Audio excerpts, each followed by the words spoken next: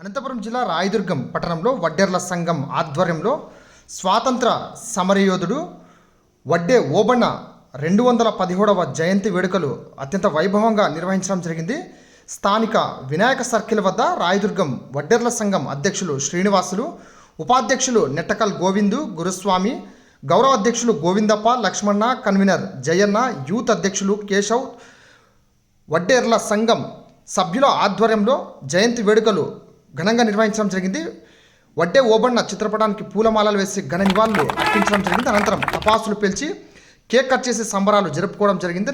అనంతరం అక్కడి నుండి ప్రభుత్వ ఆసుపత్రికి చేరుకొని రోగులకు పాలు, బ్రెడ్లు పంపిణీ చెప్పడం జరిగింది. ఈ సందర్భంగా రాయదుర్గం వడ్డెర్ల సంఘం అధ్యక్షులు శ్రీనివాసులు, కన్వీనర్ జయన్న, యూత్ అధ్యక్షులు కేశవ్ మీడియాతో మాట్లాడడం జరిగినది. స్వాతంత్ర సమరయోధుడు వడ్డే ఓబన్న చేసిన సేవలను గుర్తు చేసుకొని కొనియాడడం జరిగినది.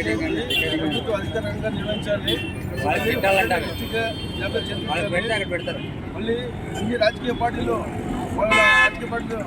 ఉదయం ఇచ్చి జాగ్రత్త తిరిపించాలని డిమాండ్ చేస్తున్నాము. ఓబన్న గారి 217వ జయంతి స్మరించుకొని కట్ చేయడం జరిగింది. మళ్ళీ కార్యక్రమం తర్వాత మళ్ళీ హాస్పిటల్లో పోయి బెడ్లు కూడా రోగులకు పంచడం జరుగుతుంది. ఇక్కడ ఈయన స్వతంత్ర సమయోద్యమంలో ఓబన్న గారు పాల్గొన్నాడు. వేదికగా పేరు పేరున అందరికీ ధన్యవాదాలు చేసుకుంటున్నాము. ఈ స్వాతంత్ర సమరయోధుడు వడ్డే ఓబన్న 217వ జయంతిని ఈ రాయదుర్గం వేదికగా ఈరోజు ఘనంగా నిర్వహిస్తున్నాము. ఇందాక కేక్ కట్ చేయడం జరిగింది. బాణ సంచారాలతో, పూలమాలలతో ఈ యొక్క వినాయక సర్కిల్లో ఘనంగా ఏర్పాటు చేస్తున్నాము. తదుపరి ప్రభుత్వ ఆసుపత్రులు పోయి కొంతమంది రోగులకు బ్రెడ్లు మరియు పండ్లు, పలహారాలు కూడా అందరు కులస్తులు కూడా కలిసి ఓబన్న జయంతి సందర్భంగా ఇవ్వదలుచుకున్నాం ప్రెసిడెంట్, వైస్ ప్రెసిడెంట్ వారి ఆధ్వర్యంలో. అలాగే ఓబన్న గురించి ఈయన వచ్చేసి మనకు వడ్డే ఓబన్న గారు నోసా గ్రామంలో సుబ్బయ్య దంపతులకు జన్మించాడు. ఇతను 40 ఏళ్ల వయసులో 40 ఏళ్ళ వయసు వచ్చినప్పుడు వడ్డే ఓబన్న గారు మంచి దృఢమైన శరీరంతో, మెడలో వెండి కంకణంతో, చేతికి కాళ్ళకి రాగి కంకణాలతో, నిలువున తిరునామంతో, నిప్పు కణికల లాంటి కన్నులతో, పొడవైన జుట్టు, ఆ జుట్టు ముడివేయబడి తలకు ఎర్రటి రుమాలు చుట్టబడి తెల్లటి దోవ ధరించి చూడటానికి ఆజానుభావుడిలాగా, శత్రువులు చూస్తే గుండెల్లో భయం పుట్టేలాగా చెమటలు కక్కే విధంగా ఆయన దేహదారుఢ్యం ఉండేది. అలాగే అప్పట్లో దాదాపు ఒక 63 వడ్డేర్లు ఉన్నప్పుడు ఆ గ్రామంలో ప్రధానంగా మన కులస్తులందరూ కూడా రాతి పనిని, మట్టి పనిని, చెరువుల పనిని, బావుల పనిని, కాలు తవ్వడం, భవనాలు నిర్మించడం, కొందరు వ్యవసాయం, ఈ విధంగా పనులు చేసే ఉండేవాళ్ళు. సుబ్బన్న గారు అంటే మన ఓబన్న గారి తండ్రి కూడా రామిరెడ్డి వాళ్ళకి అత్యంత నమ్మకస్తుడిగా, అత్యంత ప్రియమైన వ్యక్తిగా ఉండేవాడు. మన వడ్డే ఓబన్న కూడా చాలా పోరాట ఉద్యమాల్లో విశ్రాంతి లేకుండా పోరాటం చేశాడు. చరిత్ర కూడా మనకి ఓబన్న గారి గురించి పెద్దగా ఎక్కడ కూడా రాయటం కూడా మనకందరికీ బాధాదాయకరంగా ఉంది.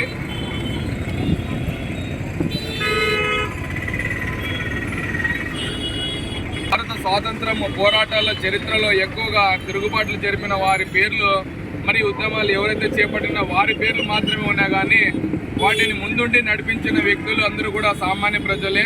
అవసరమైతే ఆ ప్రజలు ప్రాణాలు కూడా వదిలినారు చాలా టైంలో. అటువంటి వారి త్యాగాలకు చరిత్రలో సరైన చోటు కల్పించబడలేదు అని చెప్పడంలో సందేహం లేదు.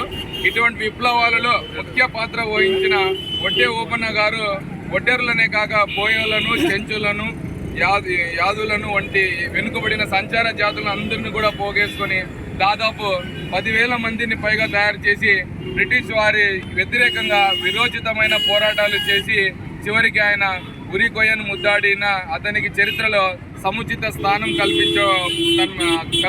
కల్పించబడలేదు. అలాగే మన భారతీయులకు చరిత్రకారులు శత్రువులు ఏ రోజు ఉన్నారో వాళ్ళు రాసిన చరిత్రలే ఉన్నాయి, కానీ మన హిందువులు, మన రాజులు, మన సంప్రదాయాలకు సంబంధించిన రాజులు రాసిన హిస్టరీ మనకి ఇదే లేదు.